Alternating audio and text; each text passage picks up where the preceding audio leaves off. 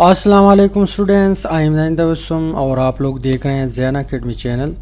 तो आज की इस वीडियो में हम लॉ ऑफ मास एक्शन जो है इसके ऊपर बात करेंगे। साथ साथ यहाँ पे जो इक्विलिब्रियम कांस्टेंट है जिसको हम शॉर्टकट केसी बोलते हैं, इसकी एक्सप्रेशन के ऊपर भी बात होगी। इसके अलावा केसी की यूनिट जो है उसके ऊपर भी बात होगी, उससे किस तरह क्वेश्चन आ सकते हैं उसके ऊपर भी बात होगी। मतलब ये है कि हम बहुत डिटेल में आज इंशाल्लाह लॉ ऑफ मास एक्शन जो है और साथ साथ एक्सप्रेशन जो है इसके ऊपर बात करेंगे।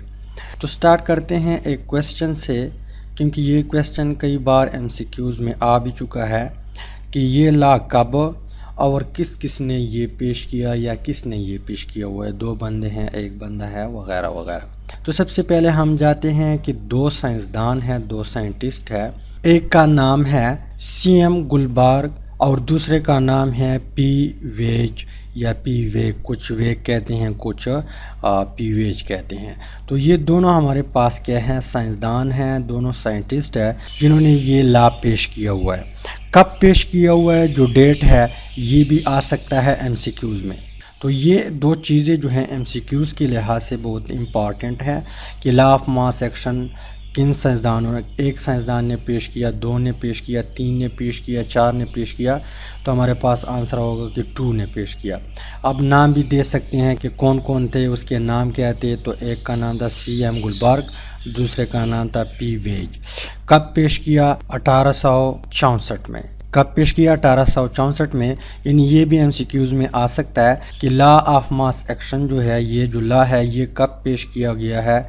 तो आप लोगों को 2 3 4 ऑप्शन दिए होंगे। 1864 अगर आप लोगों को याद हो तो आप लोग उस एमसीक्यूज़ को टिक कर सकते हैं। ये मैं इसलिए बता रहा हूँ, बल्कि हर टीचर ये बता रहा है क्योंकि ये कई बार एमसीक्यूज़ में आ चुके हैं। इसके अलावा ये लॉ किस चीज़ के ऊपर बेस्ड है, किस चीज़ के बारे में हमें बताता है। तो ये हमें रिलेशन बताता है किस चीज़ के बीच, रिएक्टेंट और प्रोडक्ट की जो कंसंट्रेशन है और उसका जो रेट है उसके बीच रिलेशन हमें बताता है।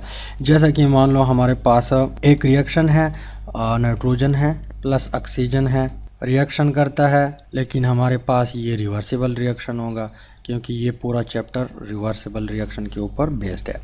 तो हमें यहाँ पे प्रोडक्ट मिलता है जिसको हम क्या कहते हैं, नाइट्रोजन ऑक्साइड NO 2 मोल देता है, क्योंकि यहाँ पे ये 2 मोल है। तो यहाँ पे ये जो प्रोडक्ट या यहाँ पे जो रिएक्टेंट का कंसंट्रेशन है और प्रोडक्ट का कंसंट्रेशन है, इस कंसंट्रेशन का रेट के साथ क्या रिलेशन है, ये चीज़ हमें कौन बताता है, लॉ ऑफ मास एक्शन। यानी फिर सुन ले, लॉ ऑफ मास एक्शन हमें बताता है कि जो रिएक्टेंट का कंसंट्रेशन है उसका रेट के साथ क्या रिलेशन है, या जो प्रोडक्ट का कंसंट्रेशन है उसका रेट के साथ क्या रिलेशन है। रेट क्या है हमारे पास, जो स्पीड है जो यहाँ पे रिएक्टेंट आपस में कंबाइन होकर प्रोडक्ट देता है, जिस स्पीड के साथ देता है उसको हम नाम देते हैं रेट। तो इस रेट के साथ इसका क्या रिलेशन है, ये हमें कौन बताता है, लॉ ऑफ मास एक्शन। तो सबसे पहले हम क्या करते हैं, इसका जो लॉ है उसका जो स्टेटमेंट है वो टाइप करके फिर हम क्या करेंगे, डिस्कस करेंगे कि इसका स्टेटमेंट क्या कहता है। तो स्टेटमेंट कुछ इस तरह है कि the rate at which a substance react is directly proportional to its active mass. कहने का मतलब ये है, यहाँ तक जो बात लिखी हुई है इसका मतलब ये है कि कोई भी सब्सटेंस है वो जो रिएक्शन करता है उसका जो रेट है, रेट यहाँ पे आप लोग रेट लिख ले। रेट क्या है, डायरेक्टली प्रोपोर्शनल है एक्टिव मास के साथ। यानी हमारे पास नाइट्रोजन और ऑक्सीजन जिस स्पीड के साथ ये रिएक्शन करता है, ये रेट जो है इसकी जो एक्टिव मास है उसके साथ इसका डायरेक्ट रिलेशन है। अगर एक्टिव मास ज़्यादा हो तो रेट हमारे पास फास्ट होगा, अगर एक्टिव मास कम है तो रेट हमारे पास स्लो होगा। अब एक्टिव मास क्या है, एक्टिव मास सबसे पहले आप लोगों को मैं यहाँ पे समझाता हूँ। मान लो हमारे पास रिएक्टेंट स्पीशी है, ये भी रिएक्टेंट है, ये भी रिएक्टेंट है, ये भी रिएक्टेंट है, ये भी रिएक्टेंट है, ये भी रिएक्टेंट है। इसके अलावा एक दूसरा रिएक्टेंट है, उसको मैं थोड़ा सा छोटे सर्कल से ड्रा करवाता हूँ। ये रिएक्टेंट है, ये रिएक्टेंट है, ये रिएक्टेंट है, ये भी रिएक्टेंट है, ये भी रिएक्टेंट है और साथ साथ ये भी रिएक्टेंट है। अब ये क्या करते हैं, आपस में रिएक्शन करते हैं। क्या करते हैं, रिएक्शन। मान लो ये दो इसके साथ रिएक्ट हुए, यहाँ पे हमें प्रोडक्ट दे दिया। ये दो जो है इसके साथ रिएक्ट हुए, ये हमें प्रोडक्ट देता है। मान लो ये हमारे पास प्रोडक्ट बन चुका है, जिस तरह यहाँ पे आप लोगों को नज़र आता है। अब ये बाकी जो रिएक्टेंट है, ये रिएक्टेंट और ये रिएक्टेंट, ये वाला, ये रिएक्शन में हिस्सा नहीं लेते। तो जो कंसंट्रेशन या जो अमाउंट रिएक्टेंट के रिएक्शन में हिस्सा लेते हैं, उस चीज़ को हम क्या कहते हैं, एक्टिव मास कहते हैं। अब अगर एक्टिव मास ज़्यादा हो तो उसका रेट तेज़ होगा, स्पीड के साथ वो हमें प्रोडक्ट देगा। अगर एक्टिव मास कम होगा तो यहाँ पे रेट भी स्लो होगा। ये तो मैंने अपने अल्फाज में बता दिया कि एक्टिव मास वो अमाउंट रिएक्टेंट का जो रिएक्शन में हिस्सा लेते हैं, उसको हम क्या कहते हैं, एक्टिव मास कहते हैं। लेकिन अकॉर्डिंग टू बुक क्या कहता है, बुक कहता है कि active mass means molar concentration और नंबर ऑफ मोल पर DM cube in a dilute solution. अगर हम एक डाइल्यूट सोल्यूशन ले लें, क्या ले लें, मान लो ये हमारे पास एक बीकर है, एक बीकर, उसमें 1 डेसीमीटर टोटल सोल्यूशन है। यहाँ तक मान लो ये डीएम क्यूब है हमारे पास, 1 डेसीमीटर क्यूब है। यहाँ तक जो वॉल्यूम है ये मान लो 1 डेसीमीटर क्यूब है। ये टोटल सोल्यूशन का वॉल्यूम है, जिसमें हमारे पास सॉल्वेंट भी है और सोल्यूट भी है।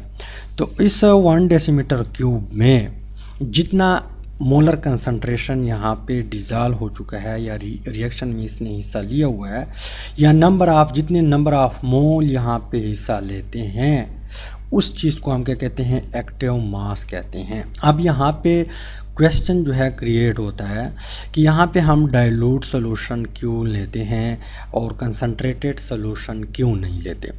डाइल्यूट सॉल्यूशन हम इसलिए लेते हैं कि जितना भी यहाँ पे हम रिएक्टेंट डालेंगे डाइल्यूट सॉल्यूशन में, वो सारे के सारा प्रोडक्ट में कन्वर्ट हो सकता है, या वो उसका जितना कंसंट्रेशन होगा वो कम्प्लीटली रिएक्शन के लिए क्या होगा, रेडी होगा, और पूरा कंसंट्रेशन रिएक्शन में हिस्सा ले सकते हैं जब डाइल्यूट सॉल्यूशन हो। वजह क्या है कि अगर हम मान लो, यहाँ पे मैं आप लोगों को एक जनरल एग्जांपल देता हूँ। मान लो हम यहाँ पे 1 डेसीमीटर सॉल्यूशन है, लेकिन इसमें 2 चम्मच शुगर है। अब शुगर बहुत कम है, यहाँ पे वाटर ज़्यादा है, तो यहाँ पे शुगर इजीली इसमें हल हो सकता है। अगर हमने यहाँ पे बहुत ज़्यादा शुगर डाल दिया, यहाँ पे तकरीबन आधा किलो या 1 किलो चीनी डाल दिया, तो चीनी जो है उसी तरह रहेगा। उसके लिए जो दूसरा रिएक्टेंट है यानी जो सॉल्वेंट है, उसके लिए काफ़ी नहीं है कि वो इसमें हल हो सके।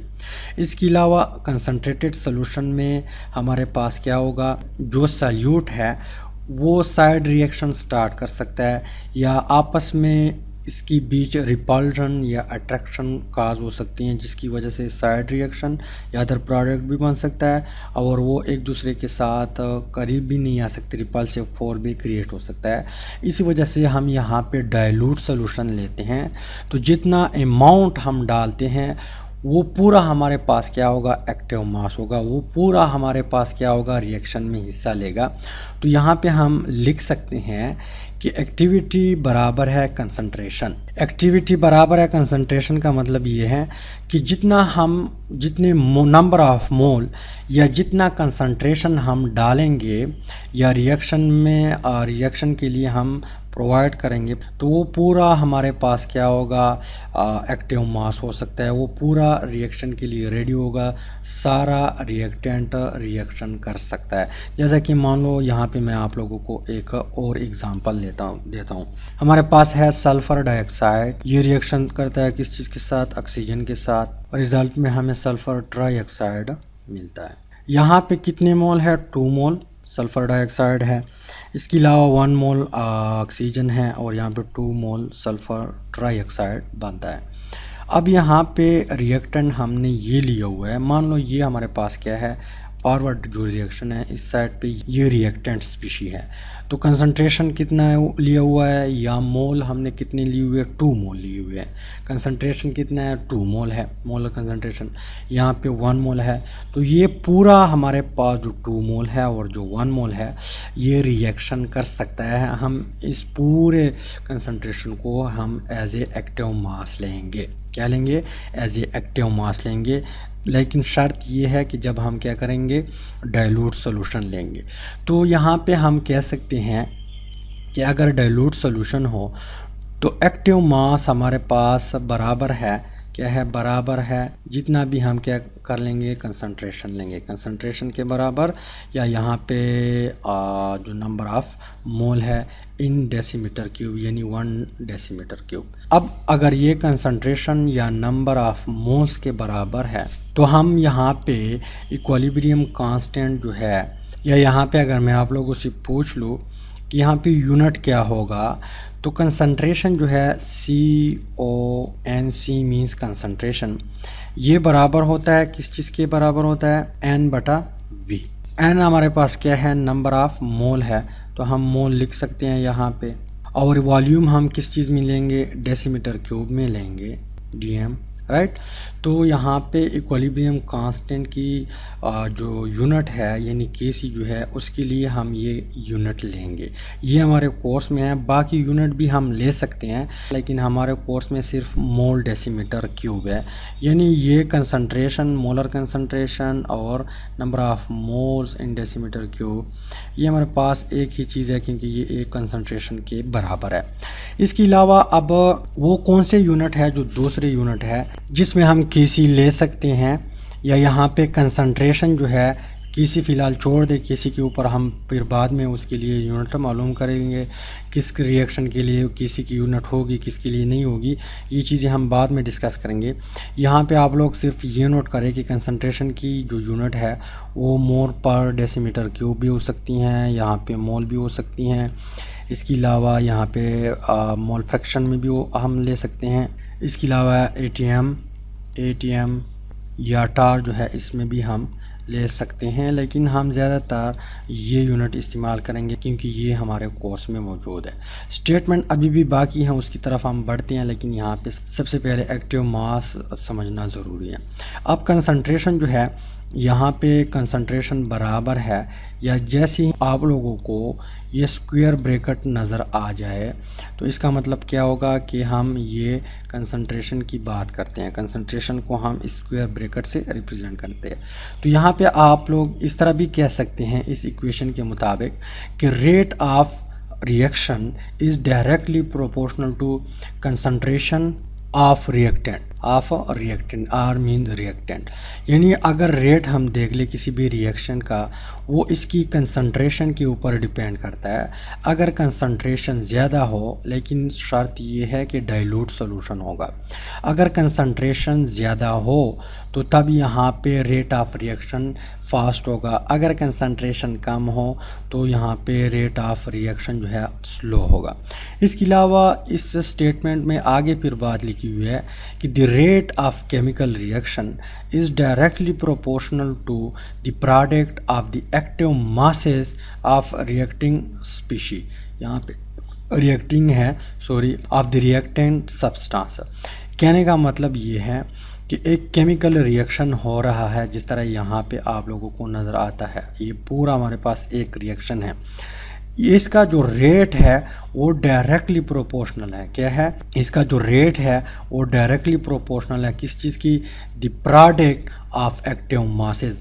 यहाँ पे इस प्रोडक्ट का मतलब ये है कि हासिल ज़रब, यानी इन दोनों की कंसंट्रेशन को जब हम ज़रब देंगे या इसकी जो एक्टिव मासेस है उसको जब हम मल्टीप्लाई करेंगे तो इसका रेट उस चीज़ के साथ डायरेक्टली रिलेशन रखता है। फिर सुन ले, the rate of chemical reaction is directly proportional to the product product का मतलब ये है कि यहाँ पे जो रिएक्टेंट है, यहाँ पे जो रिएक्टेंट है, इसका जो एक्टिव मासेस है उसको जब हम ज़रब देंगे तो इसके साथ क्या है, इसका रिलेशन, रेट का रिलेशन इसके साथ डायरेक्ट रिलेशन है। या यहाँ पे अगर मैं आप लोगों को एक और एग्जांपल दे दूँ, जिस तरह यहाँ पे प्रोडक्ट साइड पर भी 2 रिएक्टेंट हो हमारे पास और रिएक्टेंट साइड पर भी हमारे पास 2 रिएक्टेंट हो, तब आप लोगों को ये स्टेटमेंट इजीली समझ आ जाएगा। मान लो हमारे पास एक रिएक्शन हो रहा है, कौन सा रिएक्शन है, CH3COOH है, CH3 प्लस अल्कोहल है हमारे पास C2H5OH। ये रिएक्शन करता है और हमें प्रोडक्ट देता है, लेकिन ये फॉरवर्ड रिएक्शन है। क्या है, फॉरवर्ड रिएक्शन है। अब यहाँ पे आप लोग देख लें, जो स्टेटमेंट है उसकी तरफ हम आते हैं। The rate of chemical reaction is directly proportional to the product of the active masses. यहाँ पे एक्टिव मासेस और कंसंट्रेशन, ये चीज़ें हम अभी अभी डिस्कस कर चुके हैं। यहाँ पे इसका जो कंसंट्रेशन है या इसका जो कंसंट्रेशन है, यहाँ पे मैंने आप लोगों को पहले भी बता दिया कि एक्टिविटी अगर डाइल्यूट सोल्यूशन हो, एक्टिविटी बराबर है कंसंट्रेशन, यानी जितना हमारे पास कंसंट्रेशन होगा उसको पूरा हम एक्टिव मास मान लेंगे। तो इसकी बीच यानी इन दोनों को अगर हम ज़रब दे दें, हमारे पास जो वैल्यू आ जाए वो इस रिएक्शन का जो रेट है उसके साथ इसका डायरेक्ट रिलेशन है। यहाँ तक आप लोगों को समझ आ चुका होगा। इसके अलावा ये बैकवर्ड रिएक्शन है, ये फॉरवर्ड रिएक्शन है, तो ये बैकवर्ड रिएक्शन है। इन दोनों का जो हमारे पास एक्टिव मास है या हमारे पास जो कंसंट्रेशन है, कि अगर डाइल्यूट सोल्यूशन हो तो हम यहाँ पे एक्टिव मास कौन सा लेंगे, जो जितना हमने ये कंसंट्रेशन लिया हुआ है या जितना यहाँ पे ये प्रोडक्ट बना हुआ है, जैसा कि यहाँ पे 1 मोल कंसंट्रेशन है, 1 मोल कंसंट्रेशन है, तो ये हमारे पास क्या है, एक्टिव, पूरा के पूरा एक्टिव मास होगा। तो यहाँ पे जो बैकवर्ड रिएक्शन का जो रेट है, इसकी जो एक्टिव मास है उसकी मल्टीप्लिकेशन या हासिल ज़रब के साथ उसका डायरेक्ट रिलेशन है। यहाँ तक आप लोगों को मेरे ख्याल में जो इक्वेशन है, सॉरी स्टेटमेंट है, उसकी समझ आई हुई होगी। आगे फिर मज़ीद इक्वेशन आ रही हैं, केसी जो है उसके लिए हम एक्सप्रेशन जो है फाइंड आउट करेंगे और फिर बाद में एक्सप्रेशन के बेस पर हम लॉ ऑफ मास एक्शन किसी और तरह से भी क्या कर सकते हैं, डिफाइन कर सकते हैं। अब हम क्या करते हैं, एक general equation, sorry journal reaction लेते हैं और हम एक्सप्रेशन मालूम करते हैं या डिराइवेशन मालूम करते हैं किस चीज़ का, केसी का। तो यहाँ पे सबसे पहले आप लोग हेडिंग लगाए एक्सप्रेशन या डिराइवेशन ऑफ केसी। तो एक्सप्रेशन के लिए या हमारे पास डिराइवेशन ऑफ केसी के लिए ये दोनों एक ही चीज़ है। इसके लिए हम एक जर्नल एग्ज़ाम्पल या जर्नल रिएक्शन उठाते हैं और उसके थ्रू समझने की कोशिश करते हैं, फिर हम रियल एग्ज़ाम्पल भी उठाएंगे।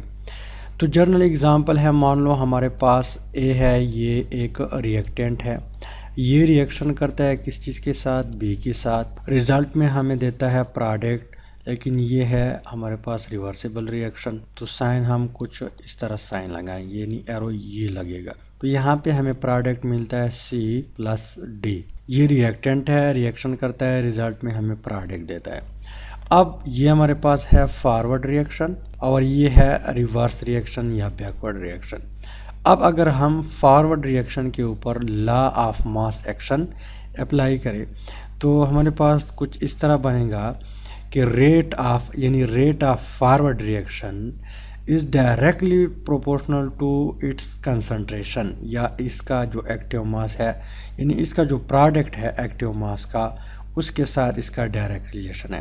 तो यहाँ पे मैं लिख सकता हूँ कि rate of forward reaction is directly proportional to the product of concentration of A and B या active mass of A and B. तो कंसंट्रेशन जो है स्क्वायर ब्रैकेट से हम रिप्रेजेंट करते हैं। तो किस चीज़ का कंसंट्रेशन, ए का कंसंट्रेशन, यहाँ पे जो स्क्वायर ब्रैकेट है इसमें हम ए लिखेंगे, इसके अलावा स्क्वायर ब्रैकेट में हम बी लिखेंगे।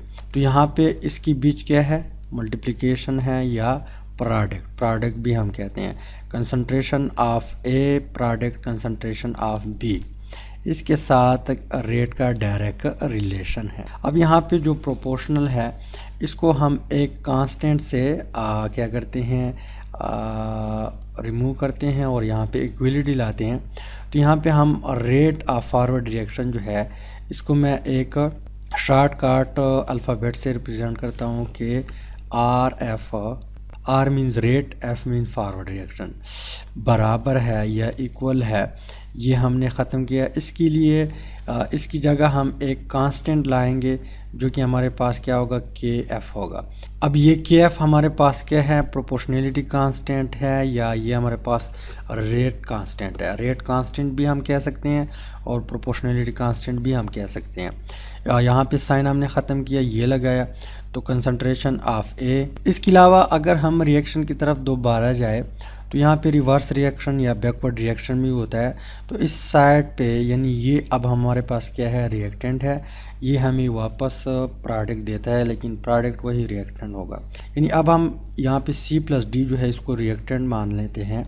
तो रेट ऑफ रिवर्स रिएक्शन या rate of backward reaction is directly proportional to इन दोनों का कंसंट्रेशन की जो बीच प्रोडक्ट है उसके साथ डायरेक्टली रिलेशन रखता है। तो rate of reverse reaction is directly proportional to concentration of C और कंसंट्रेशन ऑफ D, राइट। अब हम क्या करते हैं, रेट, R मीन्स रेट और small r means reverse reaction is directly proportional है, लेकिन यहाँ पे प्रोपोर्शनैलिटी जो है इसको हम इक्वलिटी से रिमूव करवाते हैं। तो यहाँ पे हम क्या करेंगे, कांस्टेंट लगाएंगे।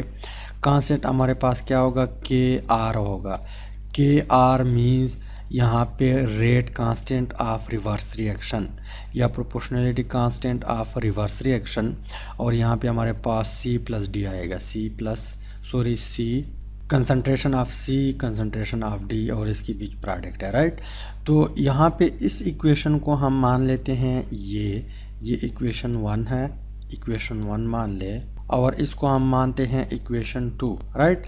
अब हमें मालूम है कि रिवर्सिबल रिएक्शन में एक टाइम आता है कि दोनों का रेट जो है वो इक्वल हो जाता है। जिस रेट के साथ यहाँ पे रिएक्टेंट प्रोडक्ट देता है उसी रेट के साथ प्रोडक्ट वापस रिएक्ट होके हमें रिएक्टेंट देता है। तो यहाँ पे इक्विलिब्रियम आ जाता है। तो इक्विलिब्रियम में क्या होता है, rate of forward reaction is equal to rate of reverse reaction. यानी हम इस तरह कह सकते हैं कि rate of forward reaction is equal to rate of reverse reaction, right. अब रेट ऑफ फॉरवर्ड रिएक्शन किस चीज़ के बराबर है, वो वैल्यू हम पुट करते हैं, और रेट ऑफ रिवर्स रिएक्शन जो है वो किस चीज़ के बराबर है, वो वैल्यू हम क्या करते हैं, पुट करते हैं। तो रेट ऑफ फॉरवर्ड रिएक्शन हमारे पास बराबर है के F concentration of A, concentration of B, right. यहाँ पे इक्वल टू है, यानी अब इक्विलिब्रियम आ चुका है। तो इस time rate of forward reaction बराबर है रेट ऑफ रिवर्स रिएक्शन। तो रेट ऑफ रिवर्स रिएक्शन किस चीज़ के बराबर है, k r concentration of C, concentration of D, right. इसके बाद हम क्या करते हैं, यहाँ पे ये वाला जो पोर्शन है ये इज इक्वल टू से इस साइड पे लाते हैं, और ये वाला जो पोर्शन है ये इज इक्वल टू से इस साइड पे लाते हैं।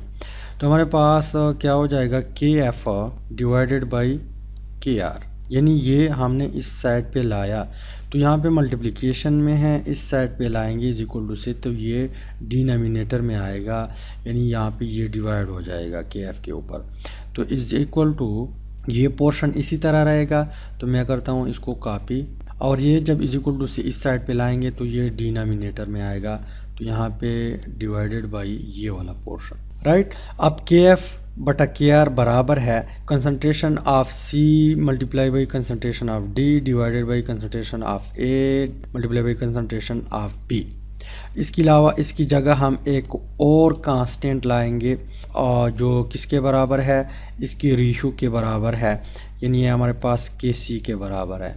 KC, या इस तरह भी आप लोग लिख सकते हैं कि KC बराबर है इस टर्म के, राइट। या इस तरह भी आप लोग लिख सकते हैं कि KC बराबर है सिर्फ इस चीज़ का, यानी हम इसको कॉपी करते हैं। तो KC जो है बराबर है KF बटा KR, या बराबर है concentration of C multiply by concentration of D divided by concentration of A multiply by concentration of B। इसकी जो रेशो है इसकी बराबर है। तो KC हमारे पास क्या है, इक्विलिब्रियम कांस्टेंट है। फाइनल इक्वेशन हमने डिराइव किया, ये एक्सप्रेशन हमने मालूम किया। इस एक्सप्रेशन के बेस पे हम केसी डिफ़ाइन भी करेंगे, वो हम बाद में करेंगे। लेकिन यहाँ पे हमारे पास ये जो इक्वेशन है ये सिर्फ हम उस इक्वेशन पे अप्लाई कर सकते हैं जिसमें नंबर ऑफ मोल 1 हो। जैसा कि मैं आप लोगों को एक एग्ज़ाम्पल देता हूँ। कैल्शियम क्लोराइड है, कैल्शियम क्लोराइड CaCO3 ये डिकम्पोज होता है तो हमें मिलता है दो product, calcium oxide plus carbon dioxide, right. अब यहाँ पे इस इक्वेशन के लिए अगर हम Kc मालूम करें, ये लॉ ऑफ मास एक्शन वगैरह अप्लाई करके, यानी rate of forward reaction is equal to होगा रेट ऑफ बैकवर्ड रिएक्शन, तो Kc हमारे पास बराबर होगा, Kc बराबर है, Kc किस चीज़ के बराबर है, यहाँ पे concentration of product, concentration of product कौन सा है, प्रोडक्ट हमारे पास है कैल्शियम ऑक्साइड और यहाँ पे carbon dioxide, concentration of carbon dioxide divided by यहाँ पे रिएक्टेंट कौन सा है, ये वाला है, तो कैल्शियम, ये sorry concentration of calcium carbonate, right. तो यहाँ पे इस चीज़ के ऊपर, यानी इस तरह रिएक्शन के ऊपर हम ये वाला जो हमारे पास एक्सप्रेशन आ चुका है, ये जो फाइनल डिराइवेशन आ चुका है, ये अप्लाई कर सकते हैं। पर अगर हमारे पास इक्वेशन कुछ इस तरह आया कि उसमें नंबर ऑफ मोल 1 से ज़्यादा है, जैसा कि मैं आप लोगों को एग्जांपल दे दूं, नाइट्रोजन है N2, ये रिएक्शन करता है ऑक्सीजन के साथ, तो रिज़ल्ट में हमें नाइट्रोजन ऑक्साइड मिलता है, लेकिन कितने मोल मिलता है, 2 मोल नाइट्रोजन ऑक्साइड मिलता है। अब यहाँ पे रिएक्टेंट ये है, प्रोडक्ट ये है, प्रोडक्ट का कंसंट्रेशन हम ये तो ऊपर लगाएंगे, ये दो नीचे लगाएंगे, यानी जब हम Kc मालूम करेंगे तो ये प्रोडक्ट हम ऊपर लगाएंगे और यहाँ पे नीचे हम रिएक्टेंट लगाएंगे। पर इस दो के साथ क्या करेंगे, यहाँ पे लगाए, किधर लगाए, तो इसके लिए हम ऐसा करते हैं कि जो जर्नल इक्वेशन है ये वाला इसको मज़ीद डिस्कस करते हैं, इसका जो मज़ीद जर्नलाइज फॉर्म है उसको डिस्कस करते हैं।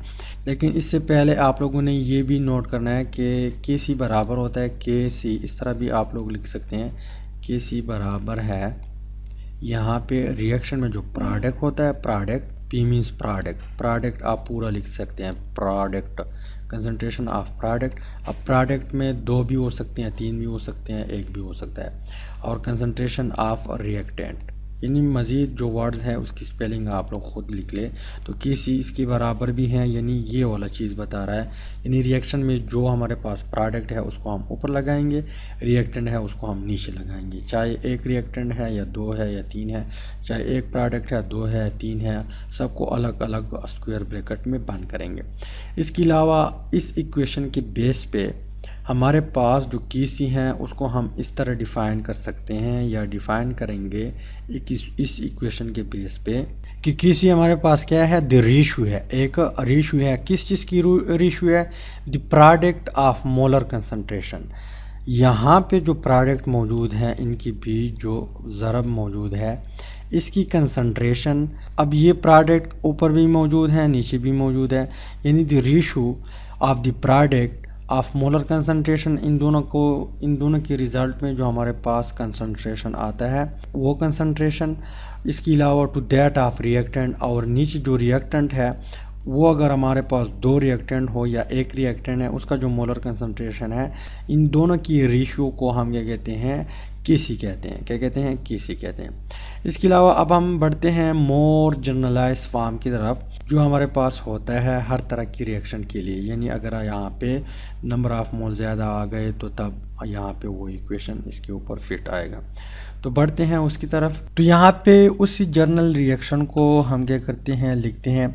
हमारे पास रिएक्टेंट है A, रिएक्शन करता है किस चीज़ के साथ, B के साथ, तो यहाँ पे हमें C देता है प्लस D देता है। अब इसके साथ मैं एक स्मॉल a लिखता हूँ, इसके साथ स्मॉल b लिखता हूँ, इसके साथ स्मॉल c लिखता हूँ और इसके साथ स्मॉल d लिखता हूँ।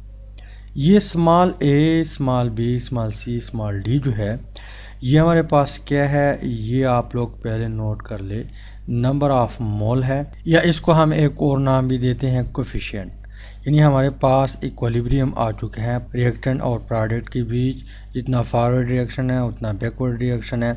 अब ये हमारे पास ये A जो है ये 1 भी हो सकता है, 2 भी हो सकता है, 3 भी हो सकता है। इसके अलावा B जो है वो 1 2 3 4 वगैरह, C1 2 3, D1 2 3 4, यानी ये हमें नंबर ऑफ़ मोल ज़ाहिर करवाते हैं कि कितने नंबर ऑफ़ मोल ए जो है रिएक्शन करता है, कितने नंबर ऑफ़ मोल बी के साथ, और ये कितने नंबर ऑफ़ मोल सी देता है, और प्लस कितने नंबर ऑफ़ मोल डी देता है, राइट। तो ए हमारे पास क्या है, A B C D, small A B C D, ये कोफिशिएंट है या नंबर ऑफ़ मोल को रिप्रेजेंट करते हैं। अब इसके ऊपर अगर हम law of mass action apply करें, या जो इक्वेशन है केसी वाला इक्वेशन वो हम अप्लाई करें इसके ऊपर, तो ये हमारे पास बनेगा के सी इज़ इक्वल टू, प्रोडक्ट हमारे पास कौन सा है, प्रोडक्ट है सी, और सी का कंसंट्रेशन जो है इसको हम स्क्वायर ब्रैकेट से रिप्रेजेंट करेंगे। इसके अलावा ये कोफिशिएंट या नंबर ऑफ़ मोल, इसको हम इसके ऊपर लिखेंगे। किस तरह लिखेंगे, इसके ऊपर लिखेंगे। बाद में मैं आप लोगों को एक रियल एग्जांपल देता हूँ तो आप लोगों को पता चल जाएगा। इसके अलावा डी भी हमारे पास प्रोडक्ट था, इसका कंसंट्रेशन तो हम स्क्वायर ब्रैकेट में बंद करेंगे और यहाँ पे इसके ऊपर स्मॉल डी लिखेंगे। इसके अलावा डिवाइडेड बाई ए, इसके ऊपर स्मॉल ए, और यहाँ पे बी, और यहाँ पर इसके ऊपर स्मॉल बी। तो ये हमारे पास मोर जनरलाइज फॉर्म है। क्या है, मोर जनरलाइज फॉर्म। ये हर तरह रिएक्शन के ऊपर हम अप्लाई कर सकते हैं। जैसा कि मैं आप लोगों को यहाँ पे एक एग्ज़ाम्पल देता हूँ। हमारे पास हाइड्रोजन है, रिएक्शन करता है किस चीज़ के साथ, आयोडीन के साथ, हमें प्रोडक्ट देता है 2 मोल हाइड्रोजन आयोडाइड, राइट। अब यहाँ पे Kc जो है इस इक्वेशन के लिए अगर हम Kc लिख ले तो प्रोडक्ट हमारे पास क्या है, हाइड्रोजन आयोडाइड है। तो हाइड्रोजन आयोडाइड का कंसंट्रेशन, यानी इसको हम करेंगे स्क्वायर ब्रैकेट में बंद। अब ये 2 जो है ये हमारे पास क्या है, नंबर ऑफ़ मोल को रिप्रेजेंट करते हैं, या ये हमारे पास कोफिशिएंट है। तो इसको हम क्या करेंगे, ऊपर लिखेंगे, डिवाइडेड बाई यहाँ पे हाइड्रोजन का कंसंट्रेशन और यहाँ पे आयोडीन का कंसंट्रेशन, ठीक। अब ये नंबर ऑफ़ मोल 2 भी हो सकते हैं, 3 भी हो सकते हैं, 4 भी हो सकते हैं। ये रिएक्शन पे डिपेंड करता है कि कितने नंबर ऑफ़ मोल रिएक्टेंट जो है रिएक्ट करते हैं, हमें प्रोडक्ट देता है एक बैलेंस केमिकल इक्वेशन में। इसके बाद अगर हम इस इक्वेशन को देख ले, इस इक्वेशन को, तो Kc जो है Kc, इसका डिफिनीशन हम कुछ इस तरह भी कर सकते हैं, और साथ साथ जो लॉ ऑफ मास एक्शन है उसका डिफिनीशन भी हम एक और तरीके से कर सकते हैं। तो यहाँ पे हम दोनों डिफिनीशन टाइप करके उसके बाद डिस्कस करते हैं। तो अकॉर्डिंग टू इस इक्वेशन, यानी जो मोर जनरलाइज फॉर्म है, इसके मुताबिक हमारे पास Kc क्या है, इसको हम किस तरह डिफ़ाइन करते हैं, the ratio of the product of the molar concentration of the products. कहने का मतलब ये है कि हमारे पास ये प्रोडक्ट है, ये C+D जो है ये प्रोडक्ट है, इसकी जो वैल्यू होती हैं उसको जब हम ज़रब देते हैं वो, सो दैट ऑफ रिएक्टेंट, और इसका जो रिएक्टेंट है यहाँ पे सॉरी बी है, स्मॉल बी, इसका जो रिएक्टेंट है ये क्या है, ये है। इसको जब हम मल्टीप्लाई करेंगे, इससे जो वैल्यू आती हैं वो हमारे पास एक रेशो होती है। क्या होती है, रेशो। उस रेशो को हम क्या कहते हैं, Kc बोलते हैं। रेशो हमारे पास क्या है, जब दो चीज़ों की वैल्यू हम डिवाइड करते हैं उससे जो वैल्यू आती हैं उसको हम रेशो नाम देते हैं। तो रेशो किस चीज़ से रेशो आती हैं, ऊपर वाला जो पोर्शन और नीचे वाला जो पोर्शन, इससे जो वैल्यू आती हैं उसको हम रेशो कहते हैं। तो Kc क्या है, हमारे पास एक रेशो है, और ये रेशो किस चीज़ की रिजल्ट में आती हैं, the product of molar concentration of the product, यानी ये हमारे पास प्रोडक्ट है और ये इसका मोलर कंसंट्रेशन है, इसके बीच जो प्रोडक्ट है उससे आती हैं टू दैट ऑफ रिएक्टेंट, और इसका जो रिएक्टेंट है ये क्या है, ये है इसका मोलर कंसंट्रेशन और इसके बीच जो यहाँ पे प्रोडक्ट प्रेजेंट है, इससे जो रेशो आती है उसको हम क्या कहते हैं, Kc कहते हैं। लेकिन यहाँ पे आगे बात लिखी हुई है कि each raise the power equal to the coefficient of the respective species that occur in balance chemical reaction, यानी यहाँ पे पावर जो होगा, ये पावर है, ये पावर है, ये पावर है, ये कोफिशिएंट के बराबर होगा। क्या होगा, यहाँ पे जो कोफिशिएंट होता है, मतलब कोफिशिएंट 1 है, 2 है, 3 है, मान लो यहाँ पे रिस्पेक्टिव स्पीशी हमारे पास ए है, इसके कितने मोल है या कितने कोफिशिएंट है, 3 है, तो यहाँ पे हम 3 लिखेंगे। अगर हमारे पास B2 है तो पावर हम क्या करेंगे, 2 लिखेंगे। तो इसका मतलब ये है ये अकॉर्डिंग टू इस मोर जनरलाइज फॉर्म जो है इसके मुताबिक हमारे पास केसी का डिफिनेशन है, राइट। इसके बाद इस इक्वेशन के बेस पे हम जो लॉ ऑफ मास एक्शन है उसको इस तरह भी डिफाइन कर सकते हैं कि the rate of any chemical reaction is proportional, यानी डायरेक्टली प्रोपोर्शनल की तरफ इशारा करते हैं। यहाँ पे बुक में डायरेक्ट नहीं लिखा हुआ लेकिन डायरेक्टली प्रोपोर्शनल है। The rate of any chemical reaction is proportional to the product of the active masses of reactants. कहने का मतलब ये है कि यहाँ पे हमारे पास एक रिएक्शन हो रहा है। ये फॉरवर्ड रिएक्शन जो है इसमें रिएक्टेंट ए है एंड बी है। बैकवर्ड रिएक्शन जो है इसमें रिएक्टेंट जो है सी है और प्लस डी है। तो क्या कहते हैं कि the rate of any chemical reaction is proportional to the product of the active masses. यहाँ पे इसका जो एक्टिव मासेस होते हैं या जो मोलर कंसंट्रेशन है इसके ऊपर हम पहले भी बात कर चुके हैं, ये इसके साथ डायरेक्टली रिलेशन रखता है। पर यहाँ पे विद ईच रिएक्टेंट, हर एक रिएक्टेंट जो होता है, चाहे ये रिएक्टेंट है, ये है या ये है या ये है, raise to the power equal to the coefficient. इसकी जो कोफिशिएंट है वो हमारे पास पावर में जाएगा। यहाँ पे इसके ऊपर हम लिखेंगे ऑफ द रिएक्टेंट, यानी जितनी भी रिएक्टेंट है उसके ऊपर हम क्या करेंगे, लिखेंगे दैट अगर इन अ बैलेंस केमिकल इक्वेशन। और यहाँ पे जो हमारे पास एक बैलेंस केमिकल इक्वेशन हो रहा है, बाद में हम न्यूमेरिकल करेंगे तो आप लोगों को पता चल जाएगा कि इक्वेशन या रिएक्शन जो है कैसे बैलेंस करेंगे।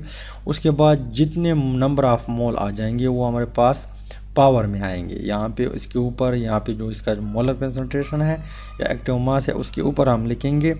फिर हमारे पास उसके ऊपर जितनी भी वैल्यू यहाँ पे होगी उसके साथ हम क्या करेंगे, मल्टीप्लाई करेंगे और फिर यहाँ पे आपस में मल्टीप्लाई करेंगे, फिर डिवाइड करेंगे, तो फाइनली हमारे पास यहाँ पे केसी आ जाता है।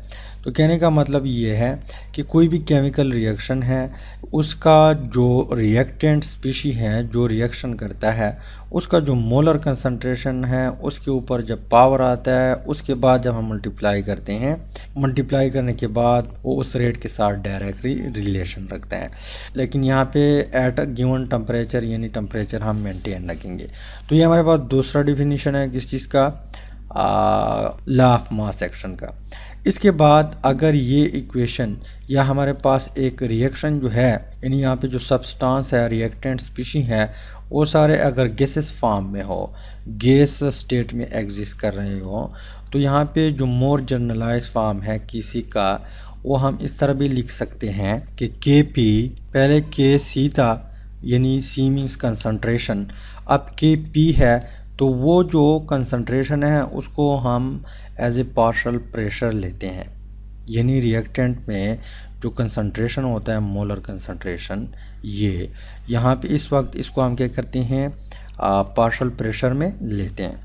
तो के पी बराबर है, कोई भी रिएक्शन है उसमें फॉरवर्ड रिएक्शन भी हो रहा है, बैकवर्ड रिएक्शन हो रहा है, सारे गैस स्टेट में है, तो हम एज ए पार्शियल प्रेशर में लेते हैं।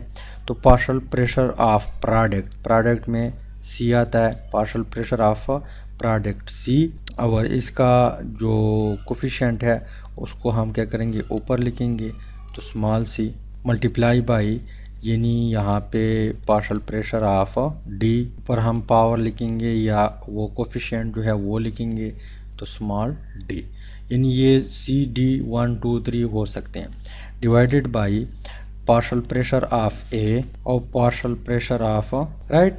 ये हम तब लिखेंगे जब हम पार्शियल प्रेशर में कंसंट्रेशन लेते हैं, मोलर कंसंट्रेशन, तब हम ये इक्वेशन यूज़ करेंगे। बाद में हम रिलेशन भी देखेंगे के पी के सी, के पी मोल फ्रिक्शन वगैरह वगैरह। इसके अलावा अगर हम कंसंट्रेशन जो है मोल फ्रिक्शन में ले ले तो ये इक्वेशन हमारे पास बनेगा कुछ इस तरह कि एक्स, अब एक्स हमारे पास क्या है, मोल फ्रिक्शन है, क्या है, मोल फ्रैक्शन 9th में आप पढ़ चुके हैं।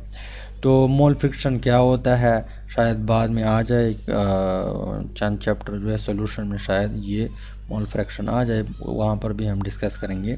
तो यहाँ पे अगर हम कंसंट्रेशन मोल फ्रैक्शन में ले लें तो Kc हमारे पास, या ये Kc वाला जो इक्वेशन है वो इक्वल हो जाएगा mole fraction of D divided by mole fraction of A और mole fraction of B, right.